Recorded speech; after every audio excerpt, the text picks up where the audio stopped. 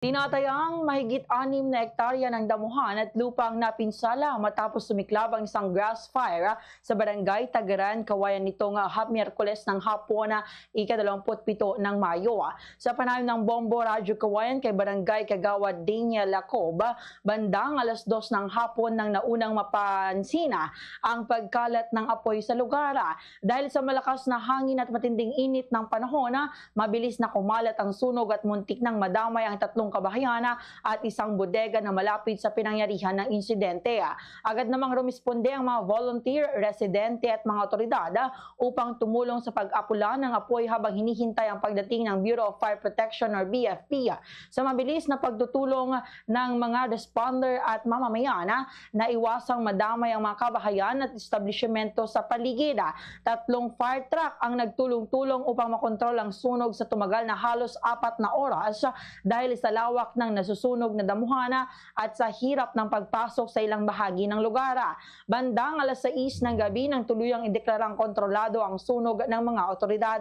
Patuloy namang nagsagawa ng clearing operations at monitoring ang mga bombero upang matiyak na wala nang muling sisiklab na apoy. Ayon pa kay Kagawad Dacob, posibleng umanong itinapong upos ng sigarilyo ang pinagbulan ng sunog na agad nagliyab dahil sa tuyong damuhana at malakas na hangin sa lugar. Gayunpaman, nagpapatuloy pa rin ang investigasyon ng mga otoridad upang matukoy ang eksaktong sanhi ng insidente. Umabot umano ang apoy hanggang sa bahagi ng likod ng sports complex at malapit sa isang dry goods warehouse sa Bypass Road, kaya agad itong binantayan ng mga responders upang maiwasan ang pagkalat ng apoy sa mga establishmento at sasakyan na dumaraan sa lugar.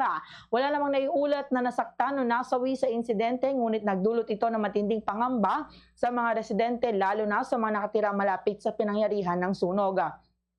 Ayon sa ilang residente, malaking epekto ang dinulot ng sunog, lalo na sa mga umaasa sa malawak na damuhan bilang pastulan ng kanilang maalagang baka at kalabaw. Posible rin umanong maapektuhan ang kabuhayan ng ilang magsasaka at livestock raisers sa lugar dahil sa pagkawala ng damuhang pinagkukunan ng pagkain ng kanilang mga alagang hayop. Samantala, muling pinalalahanan ng mga otoridad ang publiko na maging responsable sa pagtatapon ng upos ng sigarilyo at iba pang maaaring pagmulan ng sunog, lalo na ngayong nararanasan ng matinding init at tuyong panahon. Hinikayat din ng mga residente na agad na i-report sa mga otoridad ang anumang senyales ng sunog upang maiwasan ng mas malaking pinsala. Ganito ang bahagi ng pahayag ni Barangay Kagawad Daniel Lacob. Grass fire dito sa may ating area, Purok 7, Barangay Tagaran. At ito ma'am, at tamatay ang kulang na 6 hectares ang nadaad at napinsala nitong tawag na grass fire po ma'am. Pamatay sunog dahil meron 3 bahay doon na malapit na ma'am, 5 dipa na lang. Sinabayan pa ng malakas na hangin kaya nagkaunugaga kanina yung mga taga-pamatay sunog natin. So, salamat naman nagaban nila. Fast sa radyo! Bombo!